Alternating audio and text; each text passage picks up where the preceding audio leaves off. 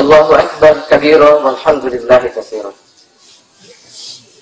আজকে আমি তিনটা কথা বলবো, জাস্ট তিনটা। এক নাম্বার কথা হচ্ছে আব্বুর সাথে আমার ব্যক্তিগত সম্পর্ক। আব্বু হচ্ছে আমাদেরকে শিখিয়েছেন দুইটা পদ্ধতিতে, আমাদের জীবন গঠন করিয়েছেন দুইটা পদ্ধতিতে। একটা পদ্ধতি হচ্ছে তিনি নিজে করেছেন এবং আমাদেরকে বলেছেন, নিজে করেছেন, সে করা নিজে আমাদের বলেছেন। আমাদের পড়াশোনায় বেশি উনি আমাদের যখন পড়তে বলেছেন, আমাদের পাশে বসে উনি পড়াটা কিভাবে করতে হবে সেটা শিখিয়ে দিয়েছেন। আমরা যখন কোনো ভুল কাজ করেছি তখন সেটা শুধরিয়ে দিয়েছেন, তারপর আমাদের বলেছেন। ওই যখন আমরা কোনো কিছু করে আছি, ভুল করে আমি কিছু করে ফেলি, তখন আব্বু সেটা শুধরিয়ে দেন, তারপর আমাদের বলেন যে তোমরা এই কাজটা করেছো, এটা তো ঠিক হয় না। এটা হচ্ছে আব্বুর শিক্ষা দেওয়ার প্রথম ধাপ। আর দ্বিতীয় ধাপ হচ্ছে তিনি করেছেন কিন্তু বলেননি, তিনি পড়ার মাধ্যমে আমাদের শিক্ষা দিয়েছেন। তিনি তাহাজ্জুদ নামাজ পড়েছেন, এই যেগুলো ভালো কাজ করেছেন আমাদেরকে বলেননি, আমরা ওনার দেখে দেখে শিখেছি। আর সেই রকমই একটা কাজ হচ্ছে আজকের এই শাহাদাত। উনি এই কাজটা করেছেন, আমাদের বলেননি, আমরা এই কাজটা করব ইনশাআল্লাহ। দুই নাম্বার যে কথা হচ্ছে, আজকে সবাই বলেছেন যে মানে আজকে আমরা হারিয়েছি। আমি বলছি আজকে আমরা হারাইনি, বরং আল্লাহর কাছে আমি আমার আব্বুকে জান্নাতে পাওয়ার প্রতিশ্রুতি পেয়েছি।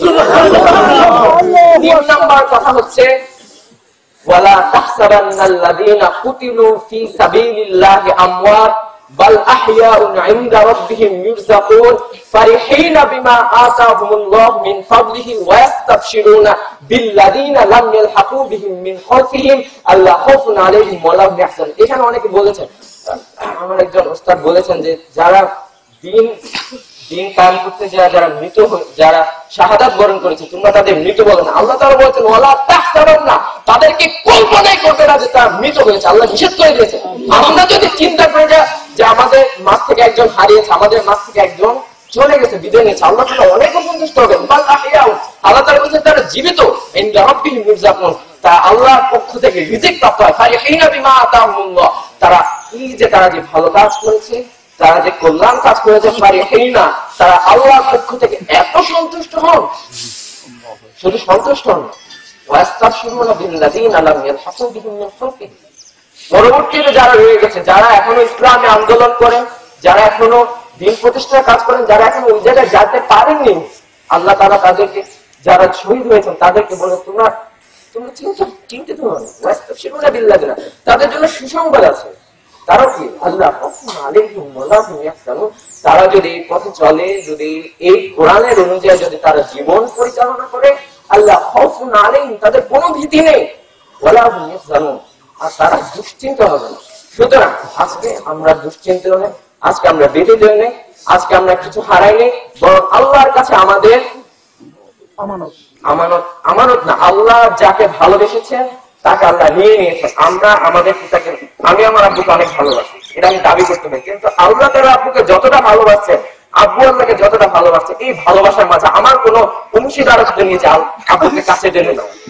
আল্লাহ আব্বুকে ভালোবেসেছেন, আব্বু নিয়ে নিয়েছে, আল্লাহ আব্বুকে নিয়ে নিয়েছে, এই হচ্ছে আজকের বিষয়।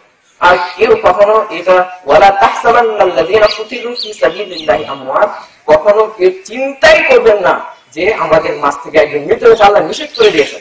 বাল আহইয়াউন, তারা জীবিত, ইনদা রাব্বিহিম ইরযাকুন, তারা আল্লাহর পক্ষ থেকে রিজিক লাভ করেন। সবাই আমাদের জন্য দোয়া করবেন, সবার জন্য সবাই দোয়া করবেন।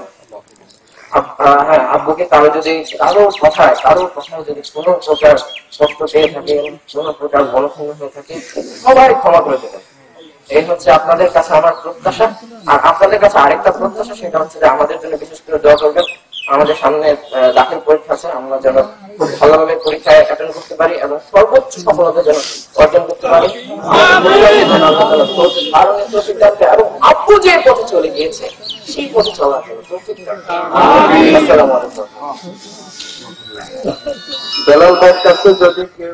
রাজধানীর কালশী এলাকায় পুলিশের গুলিতে জামাত নেতা বেলাল হোসেন নিহত হয়েছেন।